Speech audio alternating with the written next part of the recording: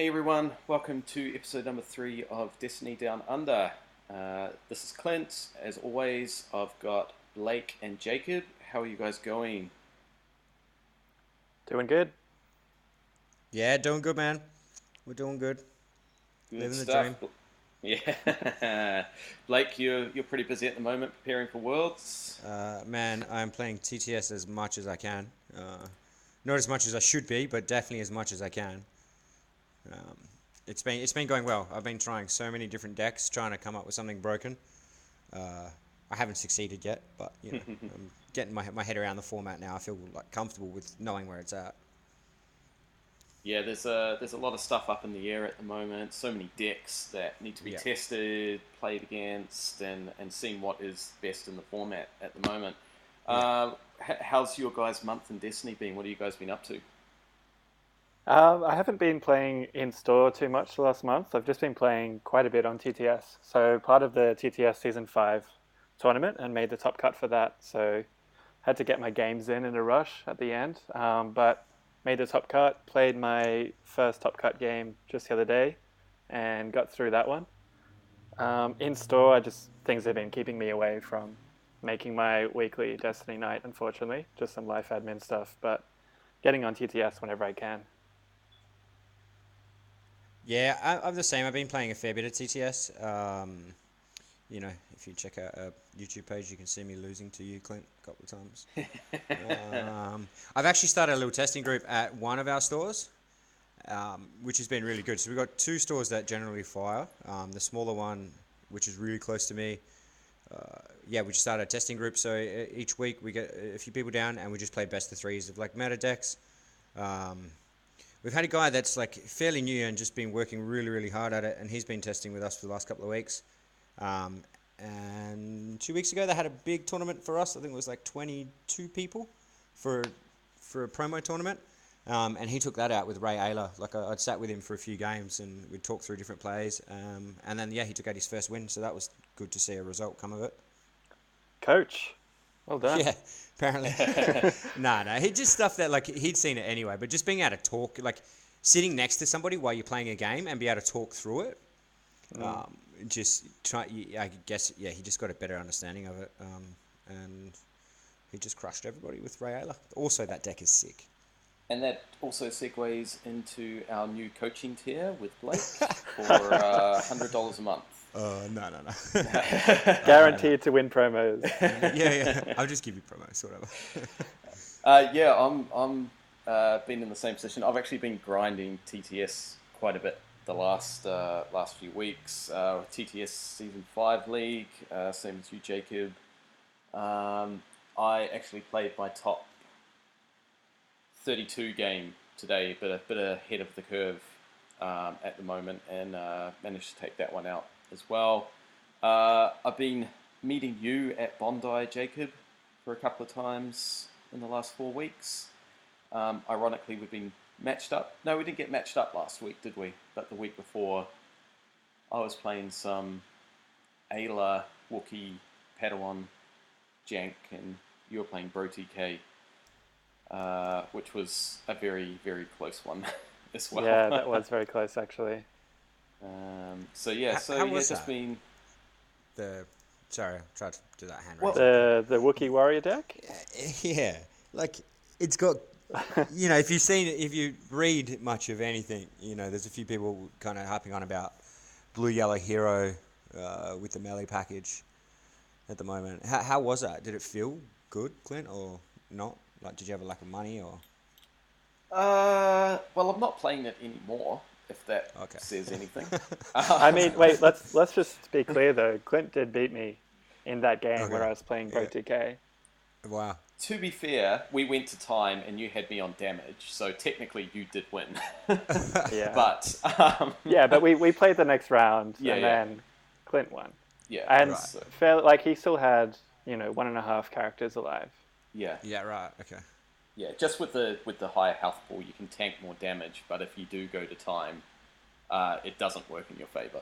Yeah. Of course. Yeah. Of course. The Wookiee Warrior pay side is tough on both of them.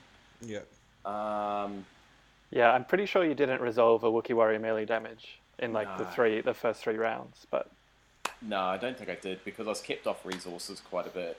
It might get there, but I think Wookiee needs to be replaced with another yellow melee character that potentially might come out. Then you might be able to talk about it. But at the moment, I just don't think it's there. It just costs too much, and why would you play that when you can get something with Aayla plus profitable connections? Yeah. Is the way I see it at the moment. Okay. That was my initial impression of the deck. But like I've also been looking into the blue-yellow stuff. Like I tried Zebre just recently. And then that just, with that high health pool, getting Aayla, which is great. Whether it was good enough or not, But I'll take your word, and now I don't have to test it. So thanks, mate. Yeah. So but is Aayla broken? What was that? Is Aayla broken?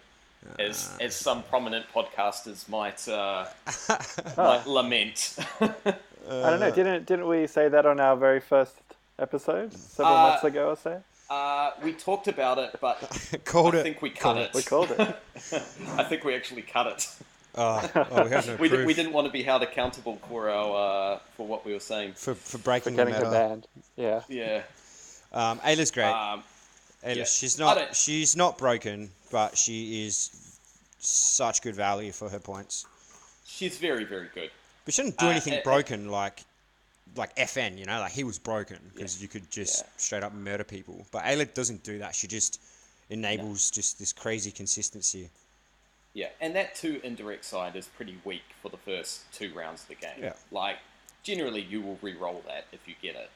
Yeah. And hoping for the special or the 2 sticks. So, I don't think she's broken. If anything, maybe she's 1 hit point too high, but I think that's really negligible at the moment. I don't think it really has a massive part in it. No, she's fine. She is what she is. She's just like a very aggressively costed, efficient character. And people are going to play her because of it. So get used to it. And look, you have to, yeah, exactly. You have to play around her special as well. Like her own even though someone did mention to me the other day, if you resolve her special and you've got another die in the pool, because obviously you have to do what the card says, you can just focus the own special to something else and remove that from the pool, and that's A-OK. Wow. Doesn't it leave the pool, like on resolution? Wait, that doesn't make sense. Did you say you can change Ayla's own die that's on special? Yeah, because you can, because in the rules, so say for example, you focus like Luke's focus or Obi-Wan's focus in the original set to the, Obi-Wan Kenobi, Mysterious Hermit, his 1 focus to the 2 focus, you can still do that because you're changing the die before you remove it from the pool. But because you've then resolved the die, you remove it. Wasn't that only for like my allies, the Force and stuff like that? Because it specifically said don't take it from the pool. So that's like where it used to come up with old Obi and the focus. There was a rules discussion about it online, and apparently it is fine. You can do that. So you can actually focus your own Aayla die because it's getting removed anyway. There might be a rules clarification around that in the future, but it was pointed out the rules reference that it was a perfectly legitimate play. Was this person okay? That's crazy. It was from one of the Artificery crew, I think. Yeah, right. I don't to be honest, I don't really believe that right at this moment. But I mean, I think we should definitely post something in the show notes. Yeah. As to confirming this. Yeah. We'll have to confirm that. Yeah. But at the moment, like I thought, I've read it and went, that's surprising. Yeah, that's definitely crazy. Surprising. I'll dig it up and I'll link it through in the show notes anyway, where I found it. Yeah, it's a very rare case that kind of will come up anyway. But that's exactly correct. Yeah. All right, we'll get some clarification on that anyway. Let's get it moving along anyway. So Blake, in 3-4 weeks you're traveling to Worlds? Yeah, man, not long now. It's starting to get very real now. Like the clock has started ticking. in regards to being ready for it. And where are you at? Oh, man. I have so much work to do. Like hours and hours of testing to do. Have you kind of got a deck ready that you're locked into? Not even close. I have Ooh. I've got 2 decks right now that I would consider playing. I want to run them through a couple of specific matchups, and then if I get a decent result, I would put them on the back burner and just have them there. But like I've just been looking at deck lists and what's been doing well, what hasn't been over the last couple of weeks. And I've got like a list of 5 or 6 decks that I would consider, at the top of the ladder. They've had multiple regional wins. They're really strong. Good players have noticed them. So I guess these would be the proven decks. Yeah, the proven decks. So even just to work through 5 or 6 proven decks, run them through a gauntlet, is so much time. So spent a bit of time trying to find broken stuff with little success, because I guess that's, in a rock paper scissors format, which I think we have. If you can just find something broken, then obviously you're doing really well. But that's quite a challenge. So if anyone knows of something that's completely busted, send me a PM. We won't share it. And then, I'll give you some sweet Worlds promos for your list. Yeah, free coaching tier as well. No coaching tier. I probably need some myself in this time. So look, I'm really looking at Yoda Hondo. That deck's really good. I've been playing it a little bit. A little bit, like maybe 5 games. Still getting my head around the sequencing and the interactions, because it's quite deep. Luckily, I've got Dez that I can test with, who knows that deck pretty well. Yeah. Cool. And then Bro TK, I still enjoy. I still like that you get free wins, which is great in a big tournament if you can get a couple of free wins, as long as you don't give your opponent any free wins. So I've been testing a bit of that and just trying to get that okay in the aggro matchups. So they're the 2 that I would knuckle down on. If I had a week to go, I would knuckle down on those 2 decks, and then I wouldn't put any other stock into anything else. Yeah. On my list, I've also got, obviously Aayla Vehicles is really, really good. Boba 7th has won a lot, and, the Ray Aayla deck has kind of come out of nowhere, and that's really, really strong. Anyone know what I should be playing? You guys got some suggestions? 2 words for you. No. The first one is Obi, surely. The second one, Maz. Rose. Oh, not Rose. Okay. Obi Rose. Oh. Broke it.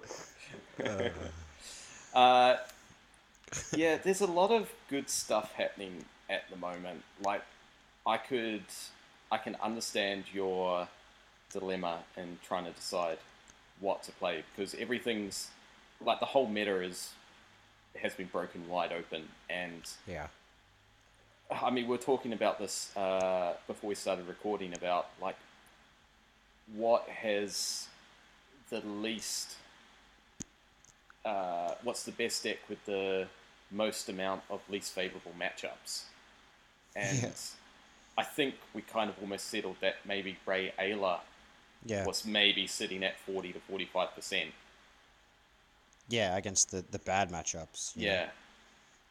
Which is a pretty good place to be in. I think flexibility is going to be the key. Like, you need to be able to, tank when you need to tank, get aggressive when you need to get aggressive. Just need to be playing something that's really flexible. So, like I said, I've got a list of like 6 decks that I think are all really good. And then I've got a list of 10 to 12 decks that are all completely playable and have done well for themselves. So that's where it's hard in this one. Every deck's got like 3 or 4 good matchups, and then it's got a bad matchup somewhere.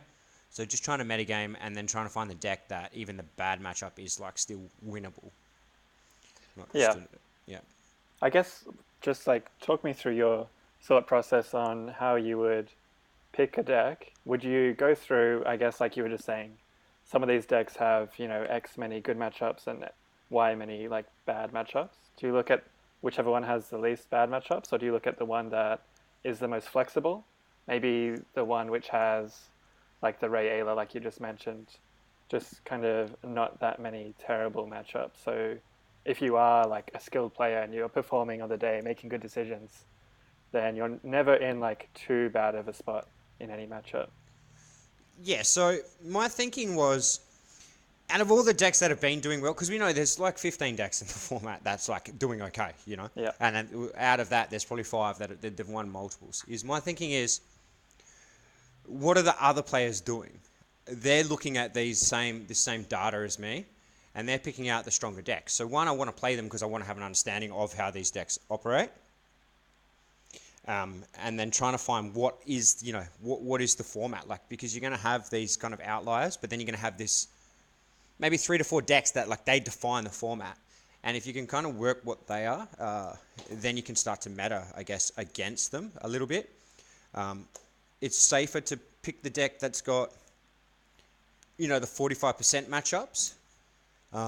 But if you pick a deck on a weekend like Bro TK, its good matchups are insane, but its bad matchups are really, really hard. So if you think you can dodge the bad matchups and just have insane games all weekend, that's the pick, even though it's not as safe because you could just lose to something. But if you think you can dodge based on the meta and based on what you think most of the other people are going to be playing, you could just have yourself a really, really good weekend of favourable matchups. But, sorry, Clint, would you think by that logic you were just saying that there are some matchups where it's just a really terrible matchup and you would pretty much like lose that on the spot? Or not exactly, but you know what I mean. The fact that those really bad matchups exist, would that be enough to discount the fact that you would take that deck just in case, you do get paired up in the Swiss? You're going to play a lot of games in the Swiss and you want it like as much of a chance as possible against any deck, I would imagine. Of course. Look, I think it's trying to figure out what is testing really well and then trying to work out who's going to be on that. Like if I think a bunch of people are going to be on Aayla vehicles, a bunch of the good players, because they're like, the deck's just solid, it's consistent, and I expect a huge number of that and a huge number of, Obi Maz, for say, it's solid, it's consistent. Like the Bro TK matchup there, I think is so good that I'll risk the field being 10% of something bad. Like Boba Sevens is apparently bad. I mean, I've started to turn that around a little bit, but Yoda Hondo's hard. Like if I think all the good players are going to be playing a deck that I'll have a favorable matchup against, then I'll probably play that deck and take the risk of the bad matchups. Instead of having that deck where like I can maybe play around most things, but I don't want to have you don't want to have a 50% day either. Like if you're grinding 50% matchup, like favorable matchups for 6 rounds, and then the next day, I think it gets really, really tough. Where if you can have, like if I can have a deck that's great against the top players, I'd rather take that. All you have to do is win your first couple of rounds, then you're in the top bracket anyway. And you're playing against these decks that you've probably planned for. If you get it right, if you get it wrong, well, it's not like it's a 30-hour flight, whatever.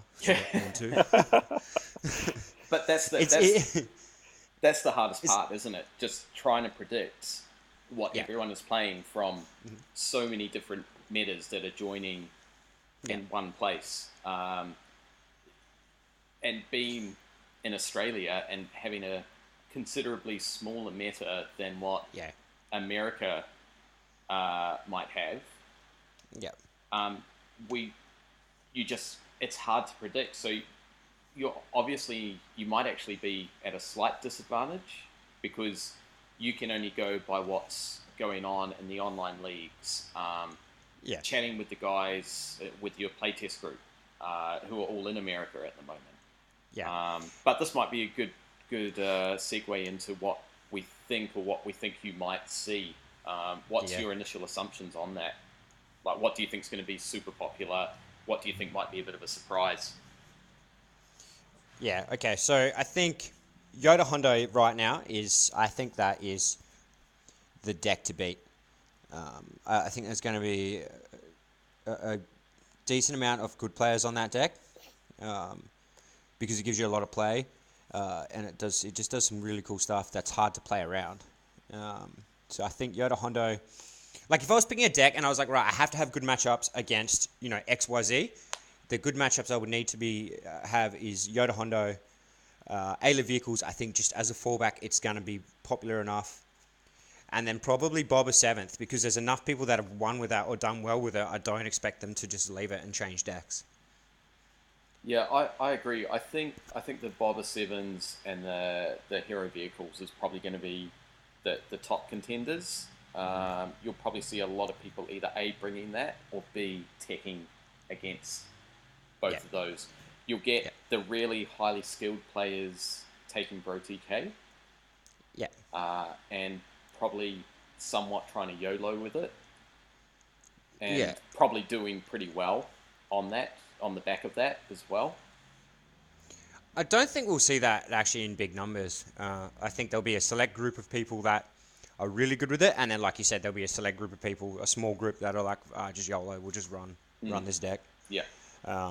I do think Yoda Hondo is going to be fairly popular. Yeah, I completely agree. Yoda Hondo, definitely going to be big numbers, as well as Bubba 7th. Yeah. I think you definitely have to know those matchups inside and out. Yeah. Because you will be expected to, play at least 3 or 4 of those decks, I think, in the day. Yeah. So they're Hero the three. vehicles as well. Yeah, sorry, hero vehicles as well. I think if we were going to say 3, like top 3 decks, those 3. Like you mentioned, I'm not sure if there would be too many people playing Bro TK. Definitely be aware of that and know how to beat it, because it is unique in its strategy. Sabine Ezra, it's kind of dropped off a little bit, but you have to be aware of that. And Aayla Ray has also been picking up popularity. Yeah. As well as Thrawn Talzin. I think those are the other big decks to kind of watch out for. Yeah. I think Obi Maz gets on that deck, on that list. Yeah, no, it does. And that's probably the bulk of it. But the core 3 are definitely the Boba 7th, Yoda Hondo, Aayla vehicles. And this is kind of, tying into what I was saying before, that if I've got a favourable matchup against those 3 decks, but my Bro TK matchup or something like that isn't as great, I would still very strongly consider whatever that deck that is. And if you dodge, and then you've got these, you're expecting 50% of the field to be 3 or 4 decks that you've got a good matchup against. I think that's a calculated risk that you might just take. Yeah. Have you played much of Boba 7th? Because I know a little while ago, you said that you still hadn't. Okay. Yeah, I mean, I've played a few games now. I've put it together. Yeah. I've played a few games. And I've played against it a bit now as well. I got Des to bash some games out with me the other day with Bro TK, because that's, supposedly a tough matchup. Yeah. And it didn't feel too bad. I don't understand. Boba 7s is definitely good. But it's just, very solid. I don't know if it's doing anything, super broken. Yeah, I think it's slightly above solid. Very solid, or? Yeah, as in maybe just slightly above solid. Very slightly. No, it's... I mean, so many people have kind of touched on why it's good, so I don't want to go into that again. But obviously, being able to play all the cheap removal, that's great. Yeah. It's got kind of insane character dice with Boba's character dice. Yeah. And then you get to play mauls. Yeah. And you can attack the hand as well, which I think that's an important aspect of the game. So being able to play 100%. close quarters assault effectively and friends in low places. Yeah. Yeah. 100%. Those reasons are exactly why the deck is and has been performing as well as it has been. Yeah. It's just it's Oh, very solid, right? You've got these 2 characters that are both good. If someone dies, I think this format is really about trading, trading favorably at the moment. Yeah. If you trade Sister for one of their big dudes, and then you get to have Boba go versus the other one, you're ahead. So I think it's quite good at trading, and then, it's that middle that people talk about. Hand disruption is very important, and that's why I've really been looking at Yoda Hondo, because I think that can play hand disruption really well. And that, I think, is something that's very important right now. So I think Bro TK is actually not too bad against Boba 7th. I think Yoda Hondo is not too bad against it. But small sample size, maybe there's these players out there that are winning, and maybe they're just absolute beasts with that deck. What about the hero vehicles? Because does Yoda Hondo and Boba 7th have favorable matchups against hero vehicles? See, this is the thing. This is where the format I'm finding is hard to predict. You've got this these fast decks, these aggressive decks like Boba Seventh. Then to combat that, you've got these defensive, these tankier decks that can still put out damage, Yoda Hondo, Ray Aayla, etc., etc. And then you've got the vehicle deck that is just that missing link. The vehicle deck beats the slower decks, the faster decks beat the vehicle decks, and it just goes round and round and round in a circle. I think a lot of these decks are like 50% versus vehicles. Good vehicles players get good results. I think Boba Seventh is probably favourite. I think Yoda Hondo needs the right start to get set up. Yeah. Does that deck play Hyperspace Jump? Like 2 copies? Or It should play 2 copies, yeah. Yeah. It also gets to play like Scruffy, Philp, and Force Wave if you can stick it. Like if you can get your engines online and you can start shielding and doing, Yoda stuff, you can take a bit of a beating and still come out on top. It's just how long you give them. Like if you give the vehicles too much time and they get to like round 4 and you can't finish them quickly and they get to start rolling out, 4 or 5 vehicles, then you're in trouble. Yeah. But I guess that's when you are really looking for your Hyperspace Jump. That's right, yeah. Right? So that's where the other decks are good against it. The really fast ones like Boba Seventh, they can take down Rose real quick. They don't have that much tanking in hero vehicles. They can take down someone real quick and then move on to the next. And then, they're generally facing somebody that, you might have Boba with a couple of weapons and all he has to do is finish Ezra off or something. Like, you're always going to get there. Yeah. I mean, the hand disruption from Boba Seventh is mainly the close quarters assault. And you've got the random discard side on the Seeker droid. Yeah. But outside of close quarters assault, they can't... And maybe am I incorrect in thinking they can't disrupt? Oh no, there it is right there. Just saying the word disrupt because you disrupt the resources of the vehicles, and that's how you can mess up their plan, right? Okay. Yeah, you've got heaps of disrupt in the Boba Sevens. Like I said, that Boba Sevens is very solid, and that's why I think it's going to be played a lot. I'm not sure if it's something I want to be played because I think Yoda Hondo has a good matchup versus Boba Seventh, and this is that round the round thing. Yeah, I've heard that Yoda Hondo does have a good matchup or like a favorable matchup against it. I haven't played Yoda Hondo, I'll be honest, I haven't played it yet. So I don't know exactly what I'm talking about there. I'm just talking about statistics and what I've heard online. But just in that small conversation we had how, Boba Seventh and then Yoda Hondo have favorable matchups against the vehicles and then Yoda Hondo has a favorable matchup against Boba Seventh. Wouldn't that put Yoda Hondo as the kind of number 1 deck? I think it's the number 1 deck right now. Yeah. I don't know if its matchup against vehicles is favourable. I think it needs, a few things to go right. It can definitely win. It's not a dog to that deck by any means.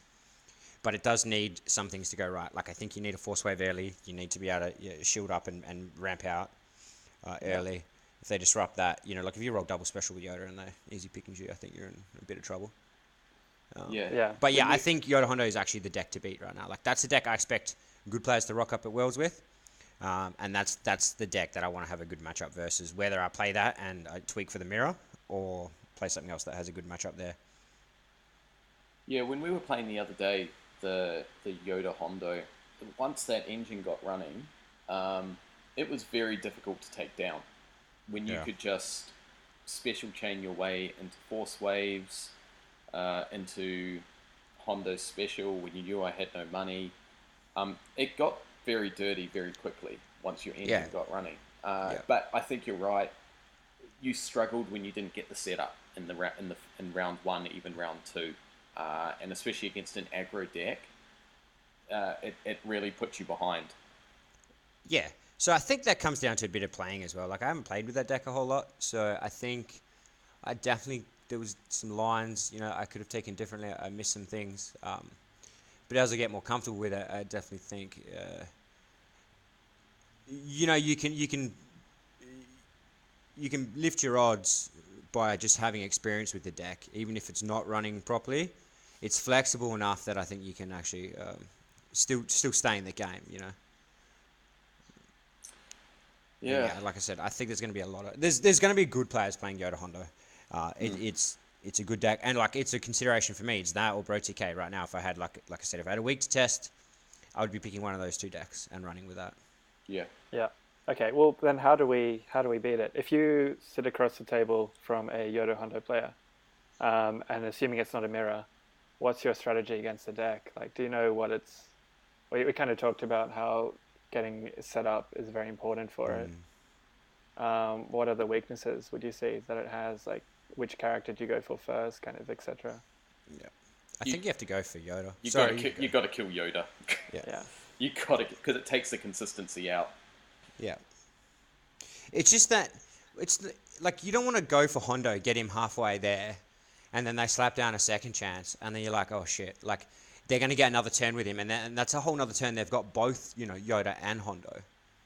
Where if you can just kind of murder Yoda, then deal with that second chance later. Again, it comes into that trade. If you get to kill Yoda before you've lost someone, or even if you've got you've traded somebody for Yoda, but you've got someone decent left to go after Hondo, I think you're in a good spot, even if they do get a second chance. Okay, what if their first action is play cunning on Hondo? Do you still go for Yoda? I would maybe wait and see a little bit. Like I would try and slow it out, see if there's anything that comes on Yoda. I would still very heavily consider Yoda, but I would definitely slow it down a bit, slow my turn down. I think you have to watch, like you said, it's what comes out on Yoda. If there's a cunning round 1 on Hondo, and then round 2, there's a force wave. Cunning with force wave is no joke when you can trigger force wave twice in 1 round. Yeah, that sounds disgusting. It's very, very disgusting, as I found out the other night. Yeah. It's pretty gross. I don't know. Maybe you have to switch there. I think Yoda is the engine of that deck, and if you can put enough pressure on him, it definitely hurts. I think things to watch out for on that deck is you might have to just play slower against them. You might you have to keep resources up as much as you can. Even if you plan to spend them, just keep them up so that don't just blatantly spend them and let them know that they can just flip to double specials. Yeah. And then they've got such good removal that playing slower, removing your dice 1 at a time or 2 at a time. Like you can't just roll out your whole pool and be like, all right, this is great, because they're going to get you. I think you just got to play slower against them and slowly just don't let them pick you apart, and try and just get max value. So what cards would you really be looking out for? Surprise cards. I know they play most of the decks now play Rebel. That's one of those kind of hidden cards that you have to keep aware of. Are there any other cards like that, or just the important cards? Stuff that we've seen. I mean, easy pickings. We should all be playing around easy pickings as best as we can by now. Entangle, they just hit so many dice, and then Rebel, you're never safe. If they're on a discard side, if you see that discard side, you have to check their discard pile and see what they got in there and see if there's anything really dangerous. I think they're all going to start packing a little bit of hand disruption now, which whether you can or can't play around. I guess don't just sit on your big key event or your big key play. Yeah. And maybe they start playing Mind Trick now. They got the money, and that card's pretty savage. Yeah, I would say most people would be decking 2 of those now. They're not yet, but I They definitely want to should put one in Yoda Hondo, at least one, and try it. And then obviously jump. That's what I'm saying. You can play a bit slower, but you also got to know if jump's a thing. This is why the deck's hard to play around, because it plays on so many different angles. You can play your turn out slow, and then you don't get punished by easy pickings or whatever. You resolve your dice 1 at a time, and then they just do all their stuff, and then they jump you, and you're like, oh my god. Or so you rush in, and then they just remove all your dice, and you're like, oh my god.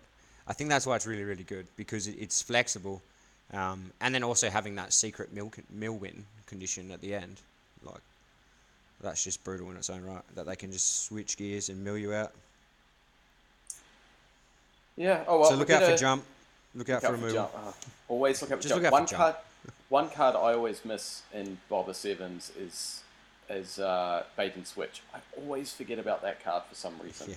I'm like, I'm safe, and then I just get punched in the face with it. I'm like, every time I forget about that stupid card. Yeah. I think if we're looking at Bubba 7th and the cards you have to watch out for, like you just mentioned, bait and switch. Be wary of close quarters assault as well. Yeah, that can kind of come out of nowhere and wreck your turn. Mm. But outside of that, it's fairly, you can see what they're planning. Yeah. Yeah, if they're leaving the resource side out, it should be a given that they're gonna bait and switch you. Yeah. Yeah, But that's then, a big one. But then a smart player might just leave it out there just to taunt you, and might not even have it in hand. Yeah, if they're leaving the resource side on the Maul Saber, I'm definitely hidden motivating that or just removing Yeah, that straight away. Yeah. That Maul That's Saber. something else with the Boba Sevens or any Maul Saber deck. If you start the game off with shields, split your shields up. Put a shield on that character that they don't want to go after. Yeah. And then, just watch how much of a pain it is for them to have to put 2 or 3 damage or a dice into that character that they're not even going after, just so they can get Maul Saber back out. I think that's a big one against that. Yeah, definitely. Yeah. So we're looking at possibly like Yoda Hondo, Aayla vehicles, and Boba Sevens are going to be pretty popular choices. Smart players are going to be bringing along Yoda Hondo. There is quite a high skill cap on that one, I think, as well. So players who have got a lot of reps on that particular deck are going to do very, very well with it. Yeah, for sure. Yeah, for any of you that don't know, I don't know how you wouldn't be aware of this, but the Hyperloop's Gauntlet page, that's just where you need to go to have a quick look at what they think the decks you need to run through the Gauntlet are as well. It's pretty accurate. Yeah. I'll post a link in the show notes as well that links through to the Gauntlet page. Nice. Anyway, people don't want to really hear us rattling on anymore, like for Australia. No. I guess there's we've missed all our regionals. We're all done. We have the Artificiary regionals. I'm playing in it, whether I actually survive the whole time, whatever. But I'm definitely going to try. I think we've got an idea of where Wells is heading. You guys are both crushing the TTS league. Which, Jacob, you haven't mentioned that you're playing old school R2P2, which is sweet. Meant to be a secret. Oh, sorry, bro. No. Yeah, I was at a bit of a loss as to what to play, and then I was curious as to how the upgraded or the newer version R2P2.2 would go. It's very similar, actually. It just has the heirlooms in there, which are great, and also have thrown in Reaping the Crystal. Nice. So I was never really too on that card before, but I think with the extra 3 costs, as in the heirlooms, there's just enough cards now that makes me really want to play it and think I can get out consistently to ramp up. Because you'd actually initially submitted Obi Mars, hadn't you? Yeah, that's right. Because we've been talking about Obi Mars so much on the podcast. It's kind of come into my thinking a little bit. You've brainwashed me to becoming an Obi Mars player. Yes. But no, I kind of changed my deck, I think, 3 or 4 times in the last hour of submission. Yeah. And eventually just put in R2P2. Yeah. No, I went with Ray 2. Clint, you're playing Obi Mars, right? Me? No, yeah, no. At that stage when I was submitting deck lists, I was in a hate part of the love-hate relationship with Obi Mars. So, and I've been playing Ray 2 Aayla quite a bit, and I actually really like that deck. And so I ended up submitting that, and so far I played Obi Mars all through the Swiss, like the 8 games, and then I switched to Ray Aayla. And I think there's 4 Ray Aaylas in the top 32 at the moment, if not more. But I know there's a minimum 4. Yeah, that's pretty solid. Yeah. We'll have to butt heads with the R2P2 versus Ray Aayla. Yeah. That'll be an interesting matchup. It would. That'll be fun to watch. Red does bring a bit to that. And Poe's aggressiveness as well is pretty on par with Aayla. Yeah, if I can consistently get out the light bows, I'm thinking, then that will disrupt your kind of shield plans. Yeah. Did you end up running pulls in yours? I've got 1 pull. Okay. Yeah. All right. So a couple of weeks ago, we had some spoilers. Everybody else has talked about them. We're not going to spend more than 2 minutes on them. Maybe quickly, what was your favourite spoiler and why? And what was your least favourite spoiler, if you can be bothered? And should we say the rule that we can't talk about Luke? Or Would Or that should make we it too just hard? say? I think that would make it too hard. I thought we were going Yeah. to tell everyone that he was trash Oh, and then yeah. buy them Yeah. And then, yeah. No, well, I still don't really understand why Luke is, you know, he's getting all the hype because he doesn't have any damage sides at all. He's just got shield size. He's got 12 health, which is, you know, it's pretty low these days. Yeah. Yeah. Yeah, and he cost a whopping 15 points Yeah. for elite.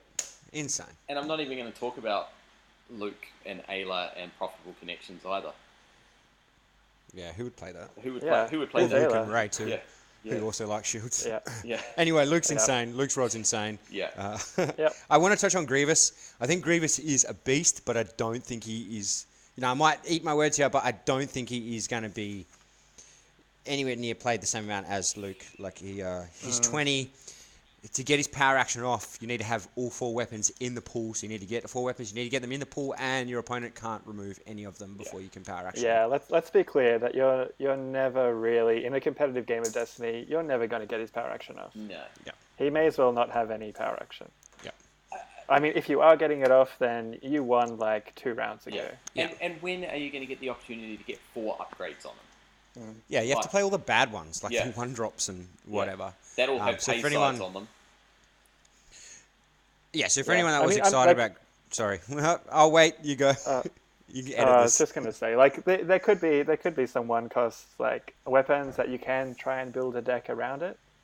But I think if you're skewing your deck that heavily to make it work, it's probably going to weaken it overall, to be honest. Yeah. But you know, like in the fun casual games, sure, it's going to be great. And even like if there is a good elite 10-point character you can pair him with, and you can get a 4-dice start, then he may see some decent play as well. They have to have a resource side, though. Like, at the moment, it looks like his only pairing is, like, Royal Guard to get the blue. To get the melee weapons. Yeah, you Yeah, kind you of definitely want blue. He does not have a resource side, so that really, really sucks. Anyway, sorry for anyone that is excited about Grievous. He is cool, and you will have fun with him, but you probably won't win Wait, that much. Grievous does have a resource side though, right? No, for his second pairing. You know, like, you need someone that can Yeah, make yeah. money to feed the engine. You know? Yeah, true. Yeah, and preferably blue. Yeah, which is real tough. Yeah. Yeah. 1,000. What about the servant of the dark side? Oh, right. And then things redeploy onto him, but again, that's just 3 dice. I think you'd Royal Guard just so you get the Guardian, just Yeah. lets him live longer. I think you've got the dollar on the Royal Guard, don't you? And then you No. just play. No, he doesn't have a resource side. Oh, he doesn't. Is it shield No. side? Is it? Yeah, that's why he's tough. Because, like, you don't want to use Grievous's dice to make money. Because all you've got is Enrage to make money with. Yeah. You've also got Respite. Yeah. I think Respite is neutral, which might help, but Right. then you're sacrificing some The mitigation Guardian. for it. Yeah. Anyway, Luke's But busted. Luke's rod's Yeah. busted. Grievous Yeah. is not Well, as I don't busted as think- we all thought. I don't think Luke's rod is as busted. It doesn't work with lightsaber pull because Yeah. it's an equipment, not a weapon. Yeah. But I think what's going to be busted is with the new plot, and that new plot, even though it costs 4, I think that's going to be insane. What does that thing do? It's got like redeploy or something? Gives unique it gives- stuff redeploy? It gives everything unique redeploy, I think, and then the first time you play a unique weapon in a round, you get $1 back. Right. So Luke's rod for $1, Ray's lightsaber for $2. I mean, Nice. you've got to have the money initially for it, but Yeah. you get the money back. Yeah, I like that design aspect about it, Yeah. where you have to have the money straight up, otherwise it'd be too busted. If it just Yeah, Discounted was it. just straight up, yeah, cost reduction. But Yeah. but giving 4 is pretty expensive though, I think. So I mean, you do have cards like Aayla, who's cheap. You'll definitely be playing it with the cheaper characters. yeah, So you get 11 points if you want to play that with Luke. That's tough. yeah. You could go Aayla Kanan. I mean, Yeah, that's true. they're both pretty aggressive characters. Like, Kanan's still aggressive. He's got that action cheating on him as well. That's not bad. Maybe there's a Padawan deck to Yeah. actually redeploy. They get redeploy anyway. Yeah. 3 we'll have Padawans. to wait and see. What's Padawan? 8? 16? 24? Yeah, 8. Yeah, 3 Padawans. 3 Padawans? 3 Padawans. Oh, imagine if you get paired against Force Wave. You're going to have a bad day. Yeah, Cunning, Force Wave. So Luke is obviously going to be a strong contender. I've already played a Luke 3 Po 2. That did not end very well. I did not like that at all. Because it was just shields and mitigation and it. But no damage sides, so no damage. How did he kill you? Yeah. You know what? I can't remember how he just. I can't remember how he just burnt through me, but it was. Riposts. It was. Yeah, just riposte. It was. It was. Return dumb. of the Jedi ripost. It was really. Yeah. It was really dumb. Anyway. I was like, yep, Anyway, this is that's why I'm trash not talk. playing spoilers at the moment. Let's move on. Yeah. Yeah. All right. So for the last part, Blake, you had some discussion around, well, wanted to revisit the discussion about net decking, or not necessarily net decking, but assigning credit for people Yeah. who have come up with deck ideas. Look, I don't want to get bogged down on something that I think is a negative.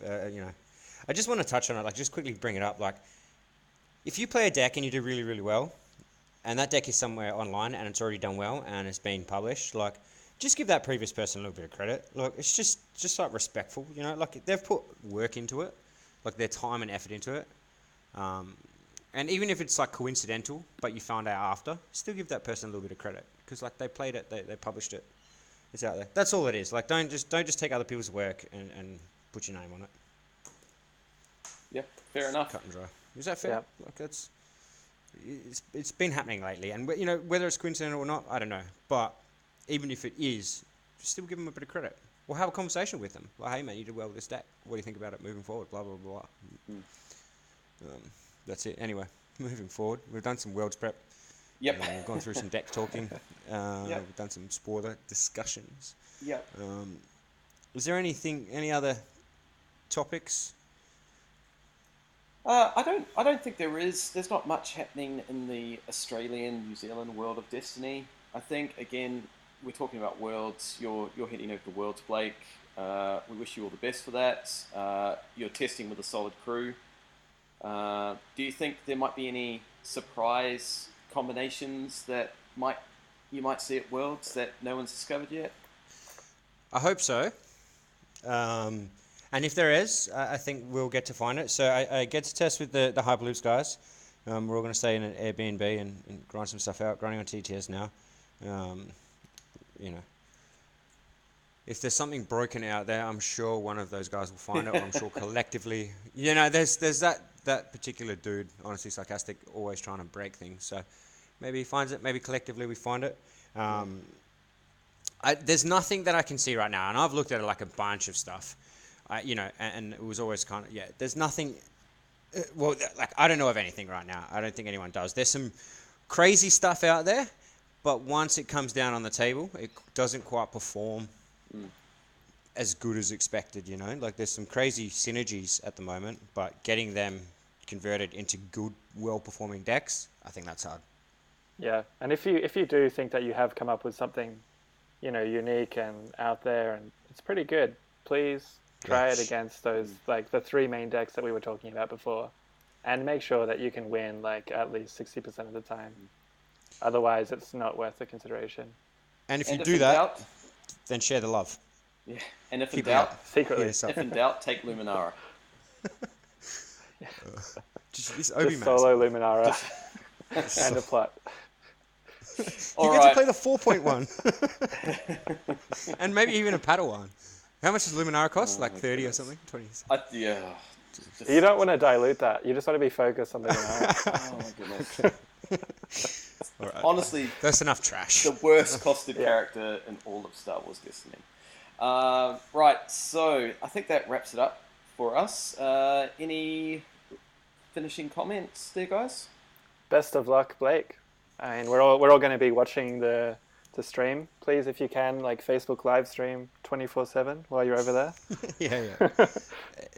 I'll do my best. Yeah, I just want to let's get some comments on the Facebook page. Like, I don't want to, shout out for comments or whatever, but something that we've been discussing lately is getting some TTS tournaments happening for the Asia Pacific region. Let's get us playing tournaments that don't start at 1, 2 o'clock in the morning. Let's get weekend tournaments. So if anyone has interest in that and you are actually listening, give us a comment. Let us know what you think. If you would be interested in running TTS tournaments for Australian standard times. And it'd also be nice to not have lag. Yeah, also that. That's a massive one. All right. Good job, guys. All right. Yeah, I just want to... I know we shouted out to Jedi Geek Girl last episode, but I got my Obi Mars cards in the post. Nice. Amazing. So thank you very much for that. Go check out her podcast. I've been really enjoying her podcast lately because it's not the same as everybody else's podcast. Sometimes when you listen to a lot of content, it all kind of blends into one because everyone's saying the same stuff. So it's really nice listening to her podcast and the different approach that she has to podcasting. So that's really good. She's got some really great content. The other guys I've been really enjoying at the moment is the Golden Dice podcast. They're just a couple of jokers, but they've got some really good stuff. Might not be super competitive stuff, but they've got some good discussion going on. So that's another good podcast to check out as well at the moment. Yeah, cool. So, yeah, just going in line with what I was saying before about paying credit if using people's content. Jedi Geek Girl, I 100% just go onto her page before I get my data, before we go on this podcast. So shout out again to her. Credit to you. All right, I think that wraps it up. I'm pretty sure we probably won't get another podcast in before Worlds. I'm going to be away for pretty much all of May as well. You're going to some GQs, Clint? Yeah. I'll see if I can take myself away from sunning myself in Italy before I go to Poland. I think is the only one that's on while I'm over there. But I'm sure if I did that, I'd come back divorced. So yeah, you better hope that that Clint's partner doesn't listen to the podcast. Yeah. That's why I said it. I can 110% guarantee that she doesn't.